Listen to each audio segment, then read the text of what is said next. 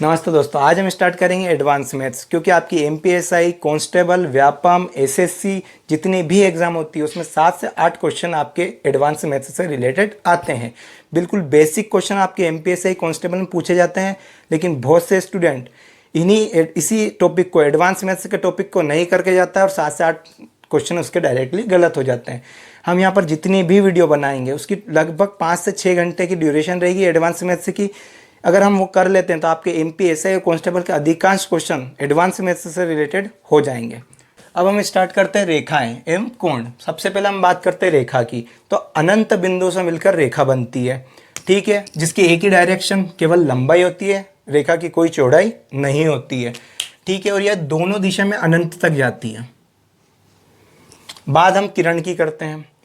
इसका एक अंतिम बिंदु होता है और यह एक और अनंत तक जाती है। किसकी बात कर रहे हैं हम? किरण की, जिसका एक अंतिम बिंदु होता है। रेखाखंड की बात करें तो जिसके 2 अंत बिंदु होते हैं, ठीक है। रेखाखंड।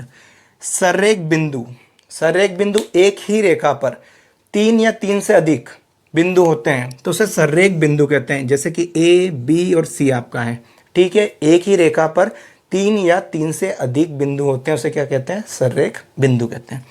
संपत्ति रेखाएं।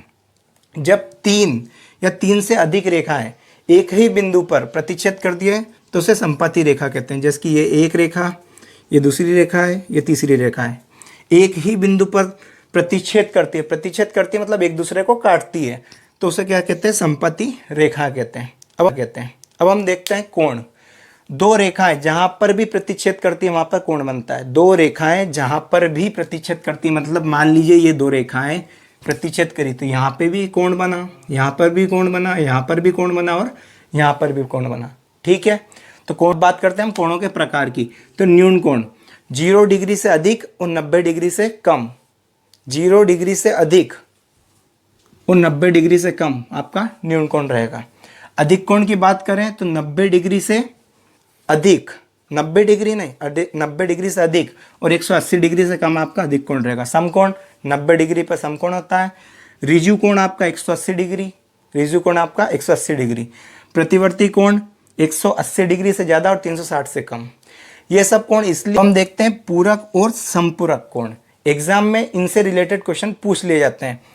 पूरक कोण की बात करें तो पूरक कोण 2 कोणों का योग 90 डिग्री होता है। ऐसा कोण जिसके 2 कोणों का योग 90 डिग्री होता है वो क्या कहलाता है? पूरक कोण कहलाता है। तो एग्जाम में किस प्रकार पूछ लिया जाता है कि मान लीजिए एक पूरक कोण है जिसका एक कोण 20 डिग्री है, तो दूसरा कोण बताइए। तो दूसरा कोण हम बता देंगे ये 70 डिग्री है। क्यों? क्योंकि इन दोनों का योग 90 डिग्री होता है। हमें पता है कि पूरक कोणों का योग 90 डिग्री होता है। अब बात करते हैं संपूरक कोण की। तो संपूरक कोण में 2 कोणों का योग 180 डिग्री होता है। कितना? 2 कोणों का योग 180 डिग्री होता है। मतलब कोण ए, कोण बी दोनों मिला के 180 डिग्री रहेंगे। अब एग्जाम में किस प्रकार पूछ लिया जाता है कि एक संपूरक कोण है, एक संपूरक कोण है जिसका एक कोण 110, एक कोण आपका 70 डिग्री का है मान लीजिए, तो आपका ये वाला कोण कितने डिग्री का रहेगा? तो 180 माइनस 70 तो 110 डिग्री। देखते शीर्षाभिमुख कोण। तो 2 रेखाएं जब एक दूसरे को प्रतिच्छेद करती है तो एक कोण दूसरे कोण के विपरीत होता है, जो कि दोनों कोण बराबर होते हैं। मतलब कोण ए और कोण बी दोनों बराबर रहेंगे। अगर कोण ए आपका 110 डिग्री है तो कोण बी भी आपका कितना रहेगा? 110 डिग्री, ठीक है। ये अगर आपका 50 डिग्री है तो ये कोण भी आपका कितना रहेगा? 50 डिग्री, ठीक है। शीर्षाभिमुख कोण आ गया समझ में। तिर्यक रेखा से बनने वाले कोण, मतलब जब 2 समांतर रेखाओं को एक तिर्यक छेदी रेखा काटती है या अर्थात प्रतिच्छेद करती है, 2 समांतर रेखाओं को एक तिर्यक रेखा प्रतिच्छेद करती है तो कौन कौन से कोण बनते हैं वो हम देखते हैं। अंतः कोण 2 समांतर रेखाओं के बीच में बनने वाले कोण, मतलब कोण 4, कोण 3, कोण 5, कोण 6। कोण 3, कोण 4, कोण 5, कोण 6 आपके क्या है? अंतः कोण है, ठीक है। बाह्य कोण दोनों समांतर रेखाओं के बाहर बनने वाले कोण, कोण 1, कोण 2, कोण 7 और कोण 8। यहाँ तक आया समझ में। अब संगत कोणों का युग्म, संगत कोण कौन कौन से रहेंगे? 1 और 5। देखो इस प्रकार से ये बन रहा है, और कोण 5 भी किस प्रकार से बन रहा है, ये। तो ये कैसे हुए? संगत कोण हुआ। एक और युग्म देख लिए, 2 और 6। ये 2 कोण 2 है आपका, और ये कोण 6 कैसे है? संगत है। ठीक है, इसी प्रकार से कोण 4, कोण 7, कोण 3, कोण 8, कोण 3, कोण 8। ठीक है, संगत कोण है। ये किस प्रकार के कोण है? संगत कोण। एकांत अंतः कोण, नाम में देख लो, एकांतर, एक का अंतर करके अंतः कोण। मान लीजिए अब हम देखते हैं यहाँ पे कोण 3 और कोण 5। ये कोण 3 है, इसका एक अंतर मतलब 6 को छोड़ें, एक का अंतर, तो कोण कौन सा? 5। एकांत अंतः कोण मतलब इसके एकांत, कोण 3 का एकांतर अंतः कोण क्या कहलाएगा? 5, कोण 5 कहलाएगा। और कोण 4 का एकांत अंतः कोण क्या कहलाएगा? कोण 6। कोण 4 का एकांत अंतः कोण मतलब ये छूट जाएगा तो क्या कहलाएगा? 6। ठीक है, अब ये सब हमने कोण क्यों पढ़े? मेन चीज इन 3 पॉइंट के लिए हमने ये कोण पढ़े हैं। संगत कोणों का प्रत्येक युग्म बराबर होता है। अब संगत कोण कौन कौन से हैं? 1 और 5 दोनों बराबर रहेंगे। मतलब कोण 1 अगर 30 डिग्री है तो कोण 5 भी कितना रहेगा? 30 डिग्री। ठीक है, संगत कोणों का प्रत्येक युग्म बराबर रहता है, मतलब ये सब बराबर है। कोण 2 के बराबर 6 है, कोण 4 के बराबर 7 है, कोण 3 के बराबर 8 है। ठीक है, इसको अगर एक अलग से लाइन पे देखें हम, तो कोण 1 और कोण 5, ये कोण बराबर इसके। ठीक है, आगे बढ़े। एकांत अंतः कोणों का प्रत्येक युग्म बराबर होता है। एकांतर अंतः कोणों का प्रत्येक युग्म बराबर रहता है, मतलब कोण 3 किसके बराबर रहेगा? कोण 5 के। इसको हम थोड़ा सा साइड में देख लेते हैं। ये आपकी तिर्यक रेखा, ये आपकी एक समांतर रेखा जा रही है, और एक और ये समांतर रेखा जा रही है। ठीक है, तो कोण 3 के बराबर क्या रहेगा? कोण 5। ठीक है, ये आपको त्रिभुज में भी कोण निकालने में काम देगा। कोण 3 किसके बराबर है? कोण 5 के। अब मैं यहाँ पे कर दूं कोण कोण 4 किसके बराबर रहेगा? कोण 6 के। एकांत अंतः कोणों का प्रत्येक युग्म बराबर रहता है। संगत कोणों का भी बराबर रहता है और एकांत अंतः कोणों का युग्म भी बराबर रहता है। तिर्यक रेखा के एक ही ओर के अंतः कोण समपूरक होते हैं। अभी हमने पढ़ा समपूरक कोण मतलब 180 डिग्री। समपूरक कोण मतलब 180 डिग्री। ठीक है, तो तिर्यक रेखा के, ये तिर्यक रेखा, एक ही ओर के अंतः कोण, एक ही ओर के अंतः कोण हमने देखा अभी दोनों समांतर रेखाओं के बीच में, मतलब कोण 3 और कोण 6। अंतः कोण समपूरक रहेंगे, मतलब इन दोनों का योग 180 डिग्री रहेगा। तब वो बहुत बार पूछ लेगा, इस टाइप से आपको डायग्राम दे देगा और कोण यहाँ पे दे देगा, मान लीजिए 80 डिग्री, तो इस कोण की वैल्यू आपसे पूछ लेगा, तो आप कितना बताओगे? 100, क्योंकि इन दोनों का योग 180 डिग्री होता है। ठीक है, यहाँ तक आया समझ में?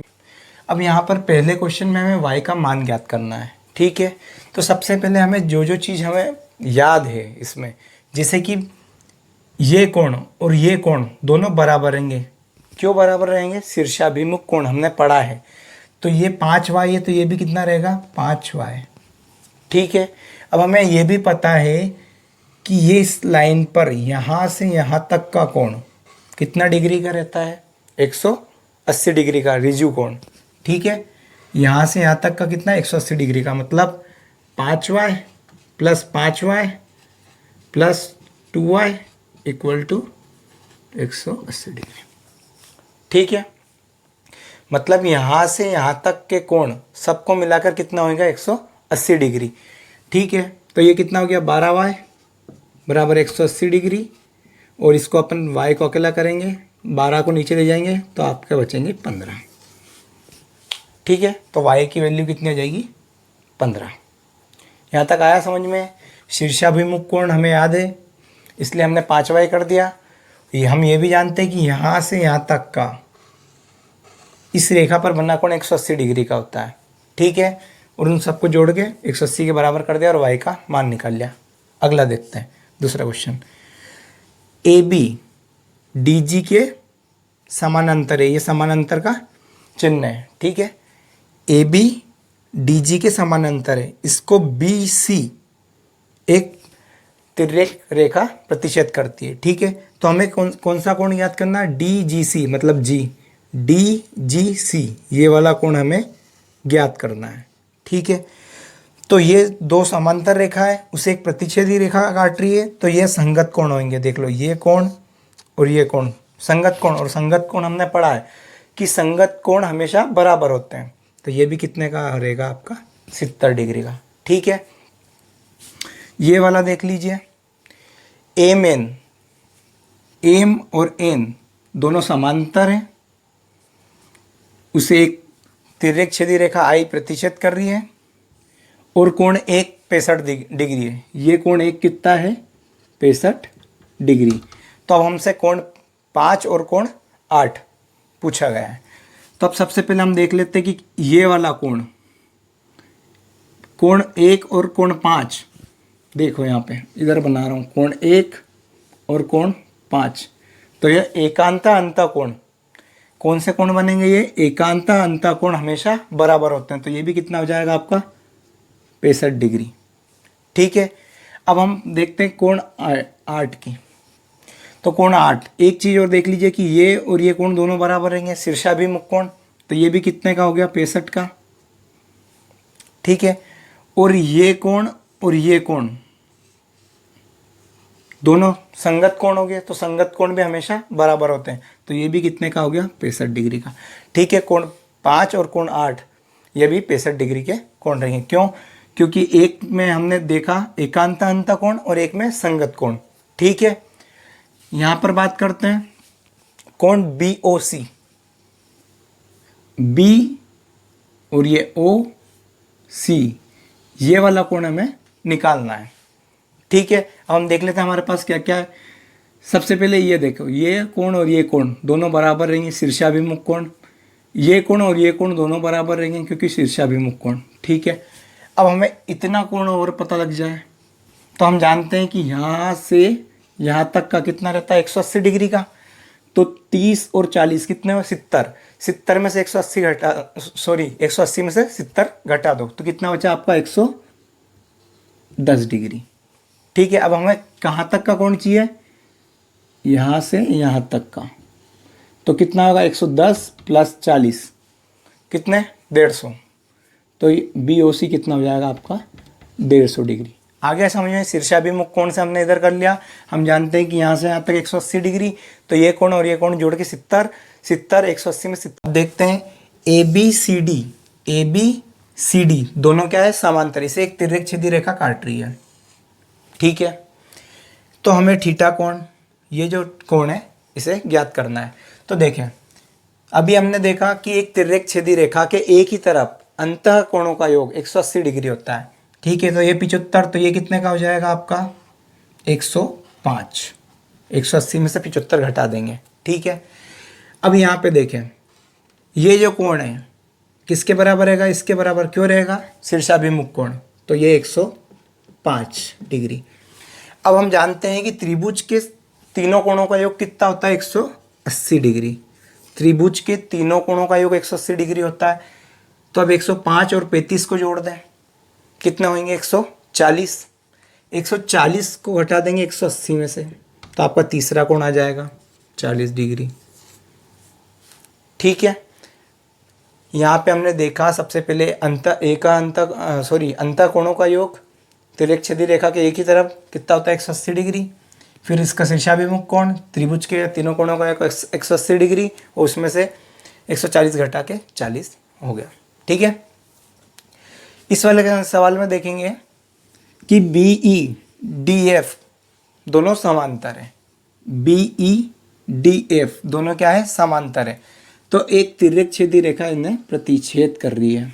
ठीक है, तो तिर्यक छेदी रेखा के एक ही ओर बने कोणों का योग कितना होता है, 180 डिग्री। तो ये 70 है, तो ये कितना हो जाएगा, 180 में 70 घटा दीजिए, 110। ठीक है, 110। अब ये वाला कोण भी कितना हो जाएगा, 110 डिग्री। क्यों, शीर्षाभिमुख कोण। अब हम जानते हैं कि त्रिभुज के तीनों कोणों का योग कितना होता है, 180 डिग्री। तो 110 और 20 कितने हो गए, 130। और अब हमें कोण कौन सा ज्ञात करना है, कोण ABC, कोण ABC मतलब ये वाला कोण। तो त्रिभुज के तीनों कोणों का योग 180 डिग्री, दो कोणों का योग 130 हो रहा, तो 180 में से 130 घटा दिए तो आपका 50 डिग्री कोण B आ जाएगा। ठीक है, यहाँ पर 180 में से 70 घटाया, 110 आया, शीर्षाभिमुख कोण लगाया 110।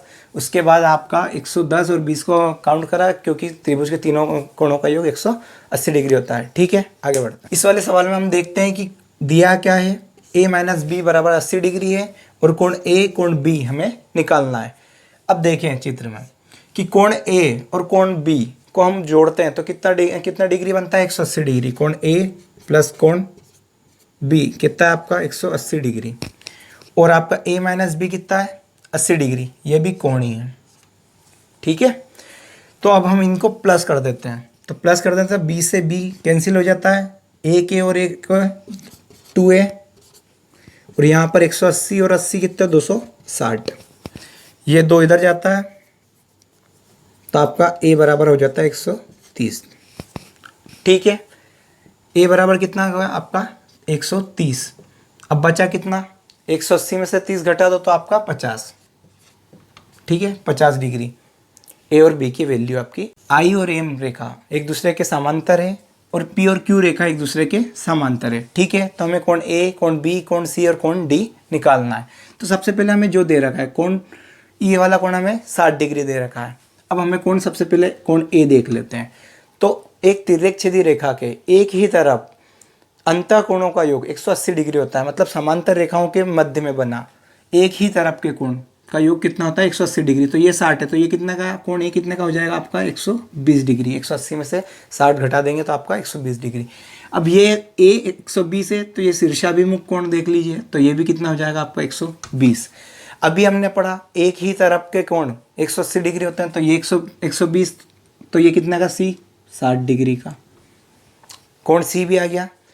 अब यहाँ पे फिर शीर्षाभिमुख कोण लगा देते हैं, कोण B भी आ जाएगा। ये भी कितना डिग्री का, 60 डिग्री। ठीक है, अब ये इतना 60 है, तो ये पूरा कितना होता है, 180। तो 180 में से 180 में से 60 घटाएं तो 120 डिग्री। तो आपके कोण A, कोण B, कोण C और कोण D इस प्रकार आ गए हैं। ठीक है, यहाँ पे देखा हमने एक ही तरफ के कोण 180 डिग्री, फिर इसको शीर्षाभिमुख कोण से 120 कर दिया, फिर हमने वही लगा दिया कि एक ही तरफ के कोण 180 डिग्री, तो यहाँ पर 60 आ गया। फिर शीर्षाभिमुख कोण 60, और फिर यहाँ पे 180 डिग्री का कोण होता है और उसमें से 60 घटा दिया तो 120 डिग्री।